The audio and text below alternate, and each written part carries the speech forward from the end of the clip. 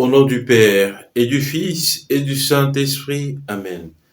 Venez, divin Messie, nous rendre espoir et nous sauver. Vous êtes notre vie. Venez, venez, venez. Évangile de Jésus-Christ selon saint Marc. En ce temps-là, Jésus disait à ses disciples, « Prenez garde, restez éveillés, car vous ne savez pas quand ce sera le moment. » C'est comme un homme parti en voyage, en quittant sa maison, il a donné tout pouvoir à ses serviteurs, fixé à chacun son travail et demandé au portier de veiller. Veillez donc, car vous ne savez pas quand vient le maître de la maison, le soir ou à minuit, au son du coq ou le matin. S'il arrive à l'improviste, il ne faudrait pas qu'il vous trouve endormi. Ce que je vous dis là, je le dis à tous, veillez. Acclamons la parole de Dieu. Louange à toi, Seigneur Jésus. Bien-aimé de Dieu, paix et joie à vous. En ce jour, nous débutons l'année liturgique B, une nouvelle année liturgique. Et il est de bon ton de se souhaiter les vœux de sainteté, les vœux de santé spirituelle, les vœux de la pleine présence de l'Esprit Saint en nous. Je vous souhaite surtout Dieu tout au long de cette année, que Dieu vous accompagne, que Dieu fasse grandir sa vie en vous. Et l'année liturgique commence avec le temps de l'Avent, un temps où nous nous préparons à accueillir le Seigneur Jésus, un temps d'attente du Seigneur Jésus. Chers frères, chères sœurs, comment est-ce que nous attendons le Seigneur Jésus? L'évangile de ce jour vient nous aider à mieux entrer dans cette attente. La consigne que donne Jésus par rapport à cette attente dans l'évangile de ce jour, c'est la vigilance, de veiller. Veiller, cela ne veut pas dire de ne pas dormir physiquement, mais c'est d'éviter les somnolences spirituelles. Bien-aimé, Jésus dans l'évangile donne cet exemple d'un homme qui part en voyage et qui donne à ses serviteurs des tâches à accomplir, à chacun. Il donne des tâches à accomplir et l'évangile nous dit qu'il leur donne tout pouvoir. Cela illustre un tant soit peu notre train-train quotidien. Lorsque nous allons au marché, lorsque nous allons au boulot et que nous donnons des consignes à nos enfants ou encore à nos serviteurs, nous leur disons faites ceci, faites cela avant que je ne puisse rentrer.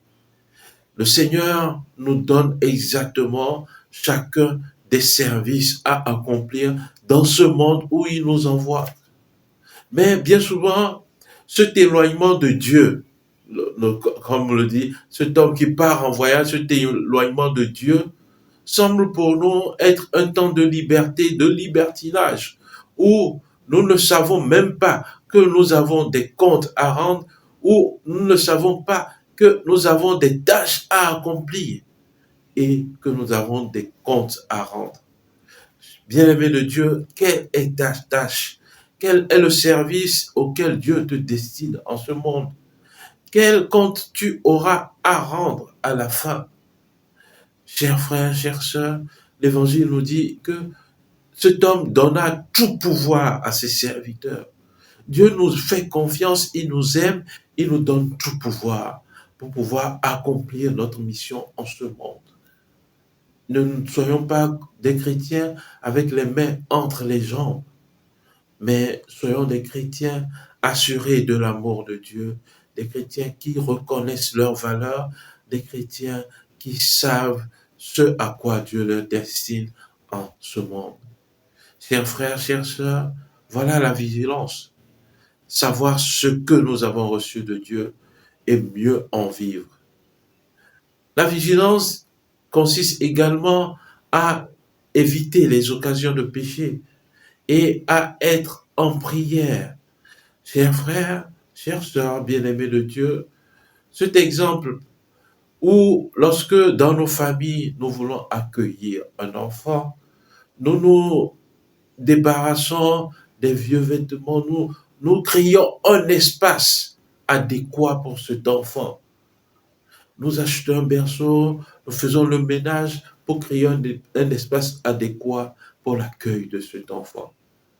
Et à travers ce temps de l'Avent, nous aussi, nous devons créer un espace pour accueillir, pas simplement un enfant, mais le Seigneur de l'univers, Jésus-Christ, qui vient à notre rencontre.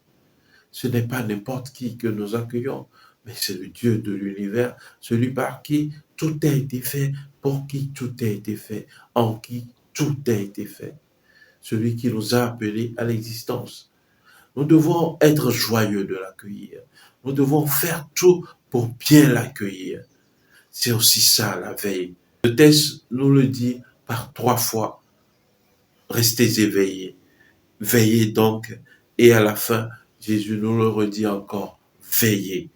Chers frères, chères sœurs, pour réussir cette année liturgique dans laquelle nous sommes entrés aujourd'hui, il nous faut cette attitude de vigilance, une tour de garde autour de nous pour savoir ce que nous avons reçu auprès de Dieu, notre mission, mieux en vivre, éviter les occasions de péché et nous enrichir de la vie de Dieu par la prière. Prions le Seigneur. Donne à tes fidèles, Dieu Tout-Puissant, la volonté d'aller par les chemins de la justice à la rencontre de celui qui vient, le Christ, afin qu'il soit admis à sa droite et mérite d'entrer en possession du royaume des cieux. Par Jésus-Christ, ton Fils, notre Seigneur, qui vierait avec toi dans l'unité du Saint-Esprit, Dieu pour les siècles des siècles. Amen. Et que Dieu Tout-Puissant vous bénisse, le Père et le Fils et le Saint-Esprit. Amen. Bonne première semaine de l'année liturgique, bon temps de l'Avent, bon temps de préparation à l'accueil du Messie et excellente journée de prière à chacun de nous.